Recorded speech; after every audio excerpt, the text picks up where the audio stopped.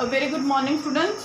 आज मैं आपको मॉलिक्यूलर मास कैलकुलेट करना बनाऊंगी। लास्ट 2 वीडियोस में बेटा मैंने आपको एलिमेंट्स के नेम, उनके सिंबल और एटॉमिक मास भेजे थे। आई होप आप सब ने वो 1 to 20 एलिमेंट्स के जो एटॉमिक मास हैं वो लर्न कर लिए होंगे। तो मैं आज आपको मॉलिक्यूलर मास कैलकुलेट करना बताऊंगी कि आप कैसे उनकी हेल्प से मॉलिक्यूलर मास कैलकुलेट कर सकते हो। सबसे पहली बात, आपको जितने भी मैंने एलिमेंट बताए थे 1 to 20, hydrogen, helium, lithium, beryllium, boron, carbon, nitrogen, oxygen, fluorine, neon, sodium, magnesium, aluminium, silicon, phosphorus, sulphur, chlorine, argon, potassium and calcium, ये 1 to 20 आपके पास एलिमेंट्स थे।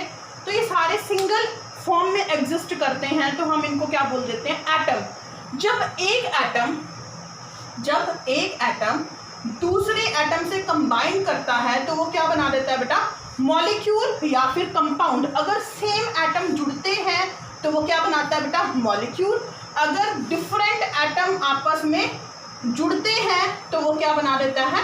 कंपाउंड। अगर हम बात करें तो H2 मॉलिक्यूल है और H2O क्या है बेटा? कंपाउंड। अब कंपाउंड क्या होते हैं? जब हमारे पास डिफरेंट मॉलिक्यूल या डिफरेंट एटम आपस में कंबाइन करते हैं एक फिक्स्ड रेशो बाय मास। कैसे हुआ फिक्स्ड रेशो बाय मास? अगर मैं बात करूं H2O बना बेटा, इसमें H का अगर हम कहें तो मास 1 होता है। आपको मैंने पीछे भेजा था क्लास में, वीडियो में। और H 2 टाइम्स है तो उसको मल्टीप्लाई बाय 2 कर देंगे। प्लस हमारे पास क्या है?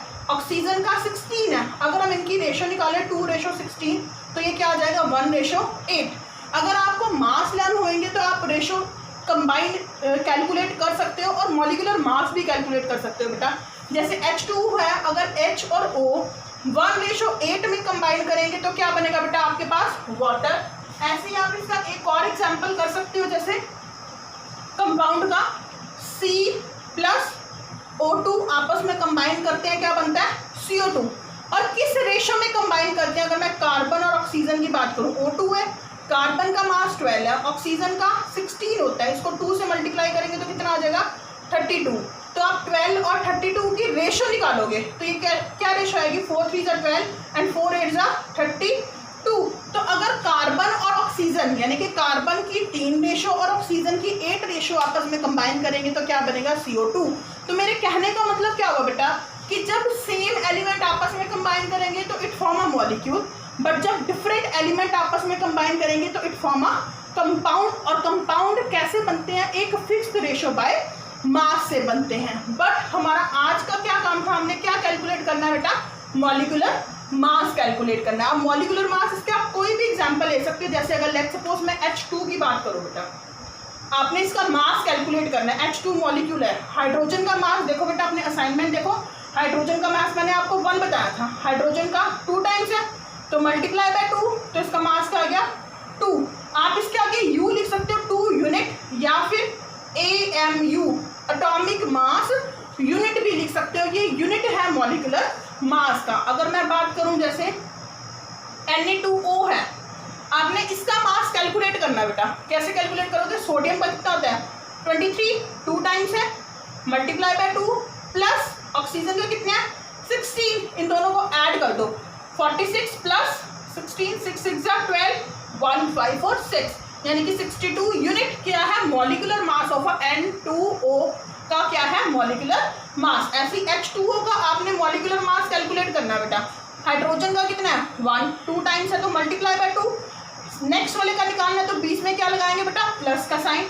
ऑक्सीजन का कितना है? 16, तो 2 + 16 कितना हो गया? 18 यूनिट। ऐसे हम बहुत से एग्जाम्पल कर सकते हैं बेटा। देखो जैसे CO2 है, CO2 का मॉलिक्यूलर मास कैलकुलेट करना है आपने। कार्बन का कितना होता है? 12, प्लस ऑक्सीजन का कितना होता है? 16।